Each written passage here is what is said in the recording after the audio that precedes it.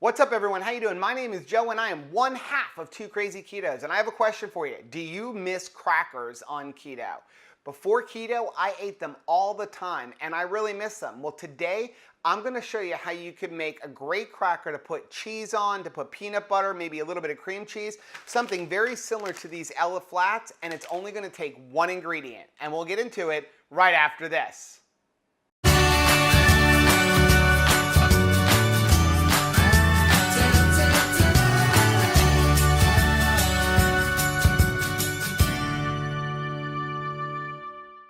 So before keto, I loved crackers. You know, Rachel and I would go out to like little events and people would put out spreads with like cheese and crackers and pepperoni.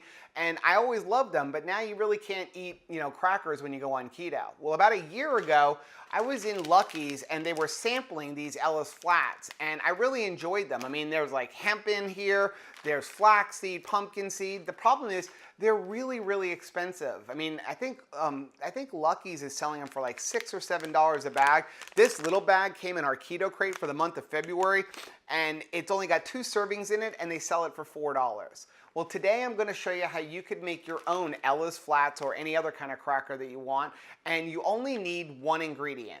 Now, these Ella Flats have a bunch of different types of seeds, and you can do the same thing, but the base is going to be the same. The one ingredient we're going to use is flaxseed. And you can buy this flaxseed pretty much anywhere. You know, I got this bag at Whole Foods. I think it was like $1.89 for a pound, and a pound is going to go a long way. After that, you can add some hemp seeds. You can add a little bit of like pumpkin seeds, any kind of nuts or anything you want. Just know that that's going to affect your nutrition a little bit. So here's all you need to do. You need to get a container. You're going to open up your container, and this is super simple. It's a 1-to-1 ratio. We're going to take 1 cup of these flax seeds, and I prefer the golden version instead of the brown. I think they have a better flavor. You take 1 cup of that, and then you're going to add in 1 cup of water. That's all you need. Now, what I'll do sometimes, not an exact measurement, I'll just add a little bit of salt, about a teaspoon, teaspoon and a half. We're going to put the lid on it. We're going to shake it up. And now I'm going to stick this in the refrigerator and let it sit overnight. So we're going to put this in the refrigerator today, and then tomorrow I'll come back and I'll show you exactly what you're going to do. Okay, so after you've had your flax seeds sitting in water overnight, this is what you're going to be left with. And you can see basically what's happened is the flax seeds have absorbed a lot of the water, and you can see now it's like kind of like a pasty substance. Now for this step, for step 2, you're going to need either a silicone baking mat and a sheet of parchment paper, or you're going to need 2 sheets of parchment paper. I prefer to use the silicone baking mat because we have granite countertops, as you can see, and what happens is when you put the parchment paper down, it slides around a lot while I'm trying to roll it. So what I'm going to do here is I'm going to take just my entire mixture and I'm going to dump it out onto the silicone baking mat just like this. And I'm going to kind of just spread it out a little bit. I try to keep it like in almost like a rectangle type of shape, and just spread it out to make it a little bit easier so that I can roll it. And you can go as thin or as thick as you want. But once you get it kind of spread out into the shape that you want, we're going to use a rolling pin to make it all one thickness. Now this is something that I struggled with when I first started making these, because what would happen is I would use my rolling pin and I would get some areas that are thicker than others. So we ended up finding this rolling pin on Amazon, and I'll leave a link for it down in the description. But what I like about this was it's got these little guides on the side, and you can adjust the level of thickness. Now I'm using the 8mm one, and you can leave the smaller ones on because they're never going to touch the ground.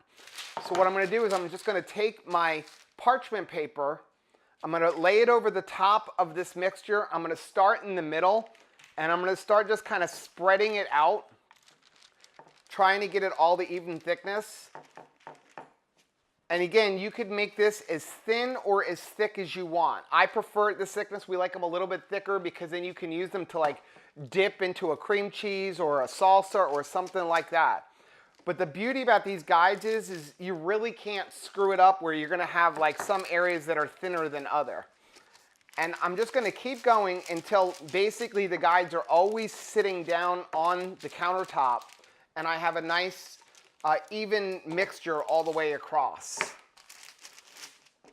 And it looks like I've got it about done now.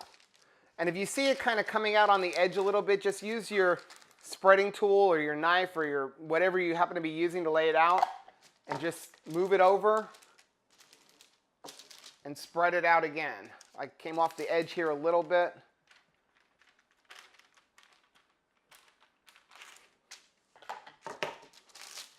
And it looks like I've got it about there. So now what I'm going to do is I'm going to peel the parchment paper off, and you're going to have a few flax seeds left, but not too many if you've let it sit for a while.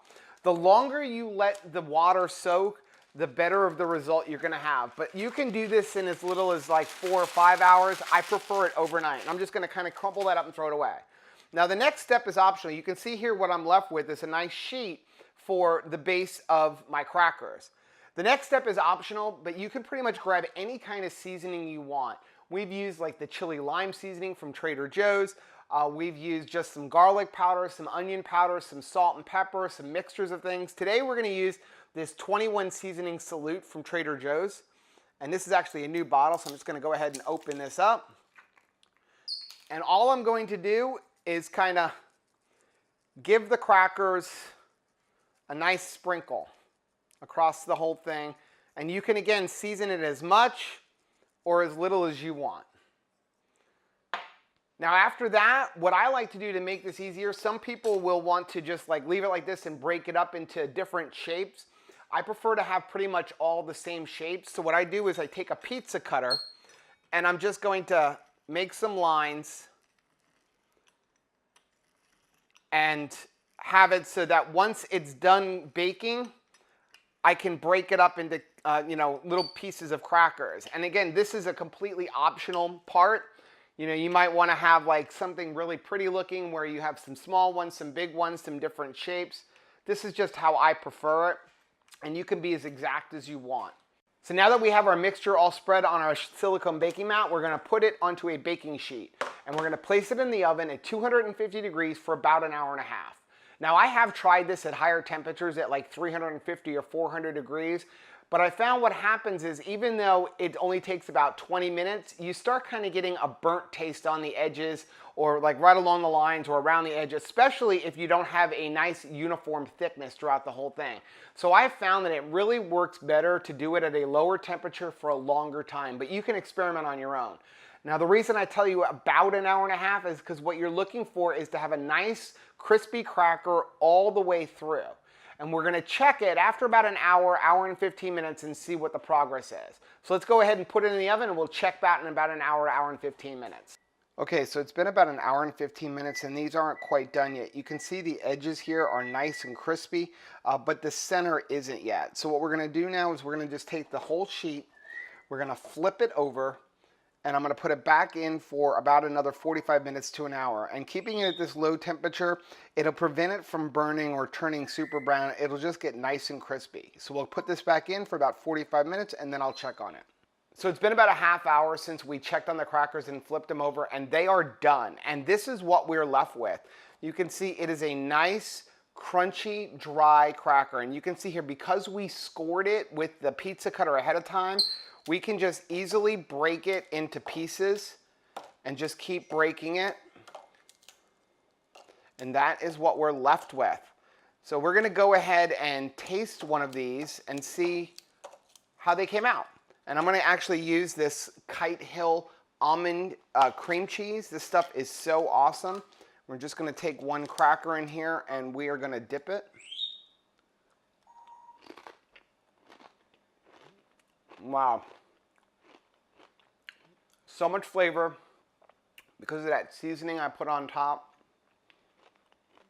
Gives you that nice crunch you're looking for in a cracker. This is the perfect thing to use if you're looking for something where you miss your chips and salsa or some crackers and cheese or anything like that. And again, it's one ingredient. It's flaxseed and then whatever seasonings that you really want to put on here. So now as far as nutrition, it's going to be completely dependent on what serving size you're looking for. Just to give you an idea, this entire recipe is 720 calories. It's 64 grams of fat, 32 grams of protein. It's 56 total carbs and 48 grams of fiber. So it makes the entire recipe 8 net carbs. Now, I would not suggest eating this entire recipe in a sitting or even in a day. I like to break it down into maybe 8 to 10 servings. We eat like 3 or 4 with our dinner, maybe break it up and put it across our salad. Like I said, it's a great way to have a little bit of cream cheese, or maybe you want some pieces of cheese or some salami, or maybe even a little bit of peanut butter. It's just a great way to get that crunch that you may be missing. So that is our video for today. Hopefully you guys have learned something. If you make this recipe, do us a favor. Let us know down below. Let us know what kind of seasonings you decided to put on your crackers. I mean, really, the sky's the limit. You can put pretty much anything that you want on it.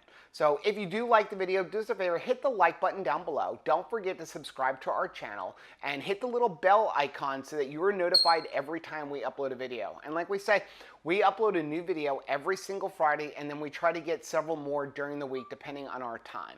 And you can also check out this recipe both. There's a link for it down below, which links you to our website, which is twocrazyketos.com. And until next time, bye.